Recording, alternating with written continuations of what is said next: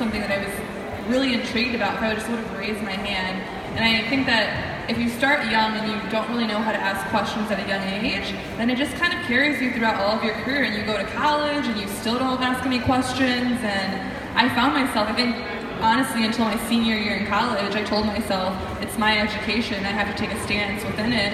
And now I ask every question that I have, regardless if it's dumb or if someone else knows the question. At least I'm able to have that answer fulfilled now because I've asked the question.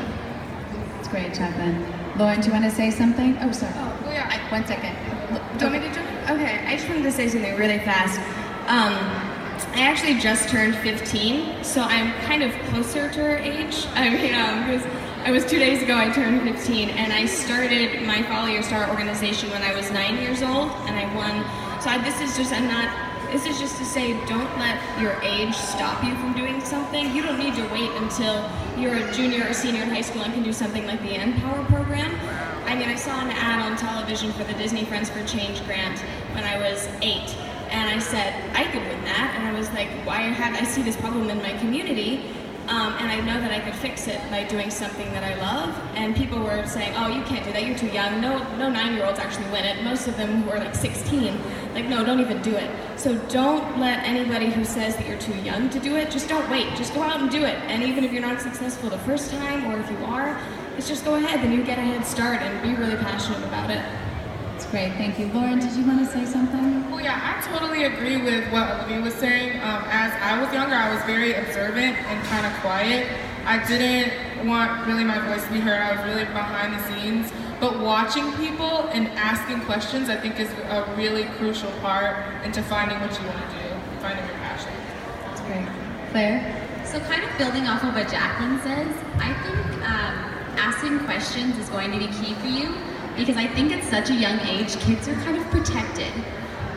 More in high school, you're starting to see and realize more things, but at that age, the real question to ask is why.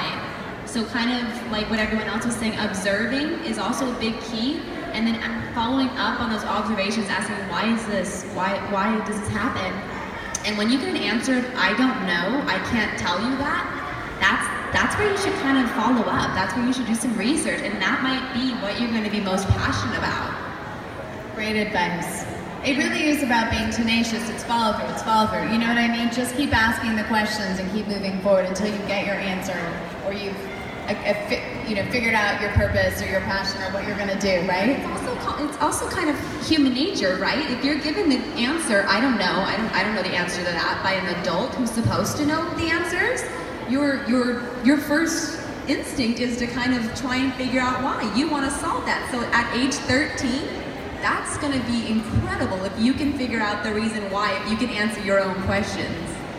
And one last thing, if you don't like the answer to that question, challenge it. Or ask another question. Or follow up, right? Roanne. One tip I learned from Olivia actually is to get a sheet of paper, and at the end of every week, write down one refreshingly good moment and one moment that upset you, or something that you felt was wrong, or just anything that you didn't like. And look at that and try and see if you see a pattern with that, If there's something that consistently comes up in things that upset you, then maybe that's something that you're passionate about and something you need to work on. Or maybe something that you really liked, maybe that's an area that you can use to solve a world problem. So if you write it down and you start to see a trend, it's really going to help. And also in like 2 years or 3 years when she's a sophomore, she can apply for Empower, so. Yeah. Any more questions? All right, so I just want to applaud you guys, really. You are all incredible. And I'm so grateful that I got to sit on this stage with you. Keep doing the great work that you're doing. Keep using your voices. There are going to be obstacles in your path. There always are, but it'll only make you stronger. Keep mentoring the younger girls. And now it's up to all of you in the audience. What are you going to do to help make the world a better place?